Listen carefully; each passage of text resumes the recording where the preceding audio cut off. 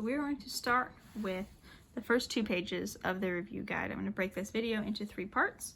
So the first one, we'll do the first 2 pages, which is the more conceptual stuff, and then the Snell's law and the index of refraction problems.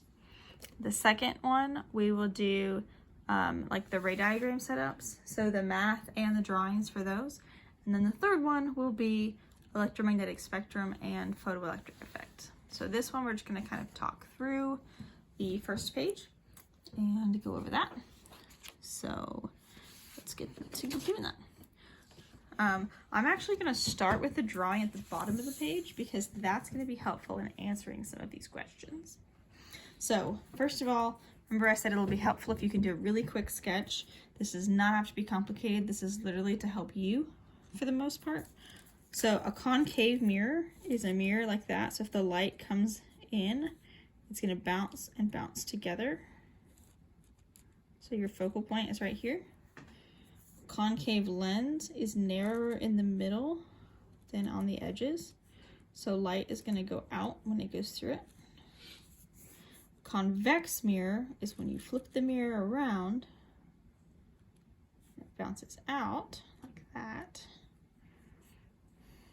And then a convex lens is the fatter in the middle kind, so that when light comes in, it focuses it like that. So if you can do that really quick, you can answer a lot from that. So converging or diverging. That one's converging because all the light rays come together. That one, the light rays spread apart. That's diverging. This one, they're spreading apart again. So diverging. This one, they come together, so that's converging. And then to know if the focal point is positive or negative, it's literally converging ones are positive, diverging ones are negative. Okay, so now we can answer a lot of these. So a convex lens will cause light to converge, and it has a positive focal length. A concave mirror causes light to converge and also has a positive focal length. A lens forms an image on the same side of the lens as the original object. Okay, so that means we have object, lens. If the image forms over here, that is not where the light ended up. If this is a lens, the light went through the lens. The light ended up over here. So the light's over here. If the image is over here, that means the lines did not cross and we had to back it up. So that means that it's a virtual image. And if it's a virtual image, that means it's going to have a negative DI. So that's the relationship you need to remember. So then concave lenses right here are diverging and have negative focal lengths. And number 5, as the speed of light in a material increases, here's our equation. Okay, so as the speed increases, as that number gets bigger, it's on the bottom of refraction, and if it's on the bottom of the refraction, think about like if you go from 2 to 3 to 4 to 5. If you go 2 to 5, on the bottom of refraction, it got smaller because 1/5 is smaller than 1/2. So if the number on bottom goes up, then your value for n is going to go down. So if the speed increases, the index of refraction will decrease up to 1, and it can't be any smaller than 1. So then 6, as the frequency of a photon increases, the energy increases, and the wavelength, frequency increases, wavelength has to decrease because V is a constant. Okay, 7, a convex mirror, so that's that one, is diverging and has a negative focal length. That's why I said drawing the drawings first would be helpful. Okay, number 8, a magnification of negative 1.5. The negative tells you that it's inverted. The 1.5 means it's 1.5 times the size of the original. which means it's enlarged. So it's 1.5 times the size of the original, so it's 50% bigger.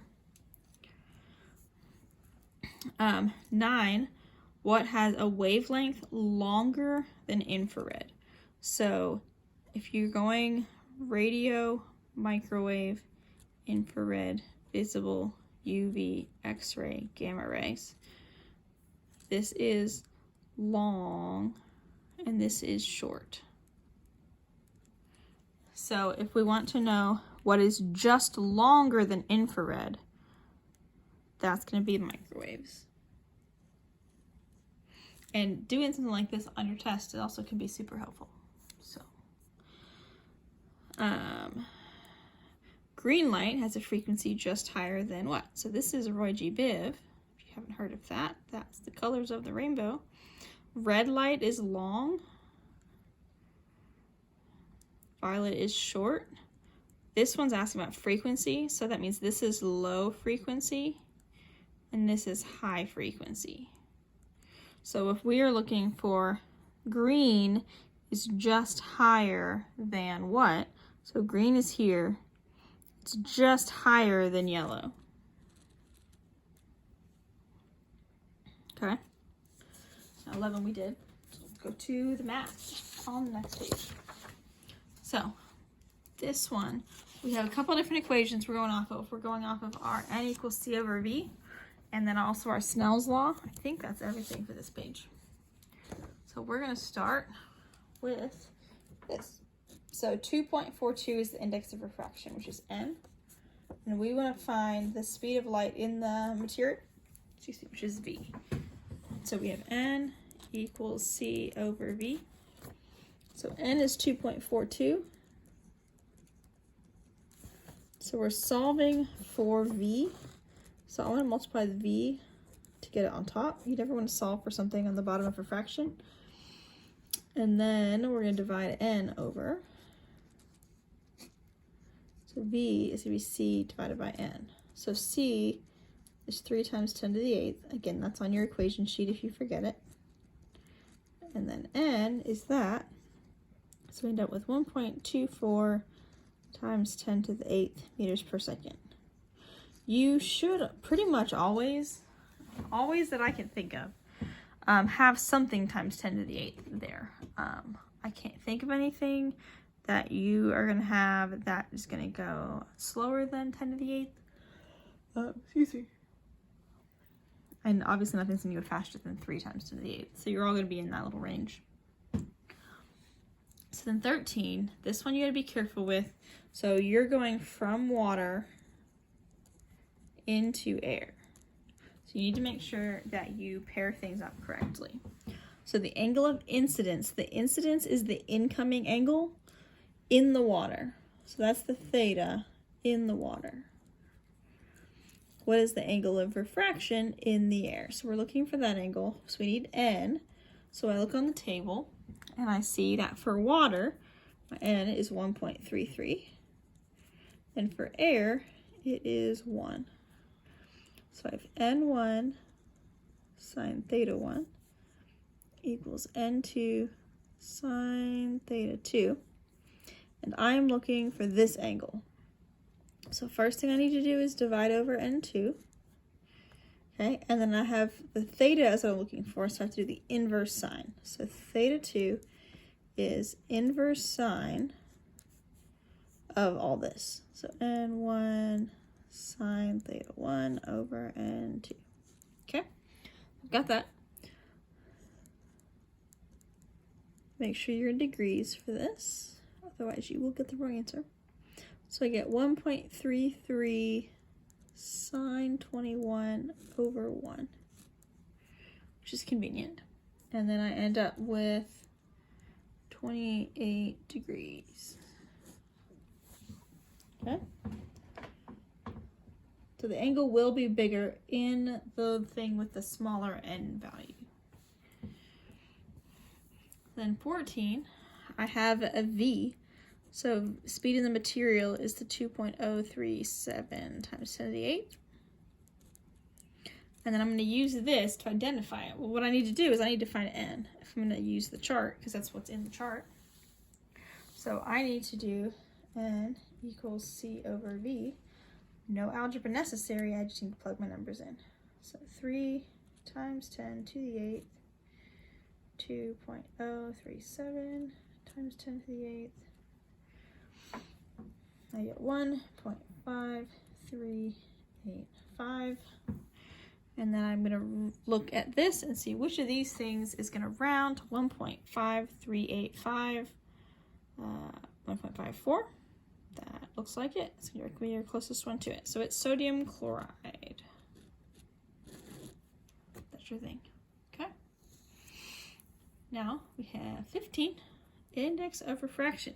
So I am doing the same thing I did over there. I'm just giving an actual number. So I do 3 times 10 to the 8th. Excuse me. Divided by this, which is going to be my V. So 1.95 times 10 to the 8th, which, by the way, you have times 10 to the 8th over times 10 to the 8th. You can cancel those. And then you're showing 3 divided by 1.95. So I get, I lost my place. Oh, sorry. I just realized I wrote down the wrong answer for this. Okay, so this one is 1.4728. My apologies.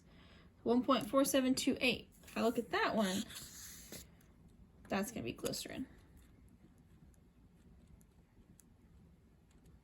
Sorry, I looked at my answer key. I looked at the wrong problem for the answer to that question. So this one is going to round to 1.54.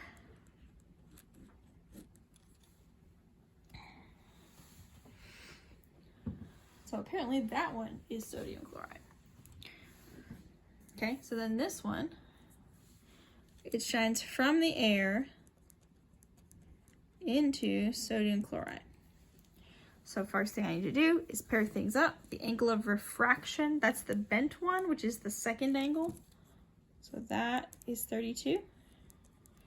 I need to find the angle of incidence. So that is the one in the air. My N values, sodium, excuse me, I'm struggling tonight. My N is 1 for that, and then for this one it's 1.54. So I'm going to do Snell's law. Sorry, it's all messy.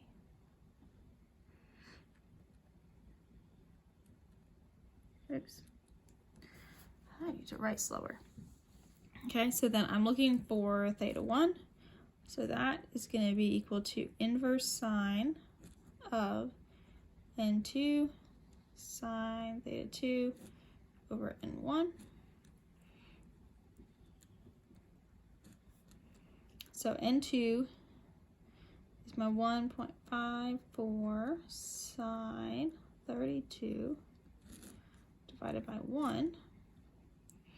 54.69, so that's going to round to 55 degrees. Okay.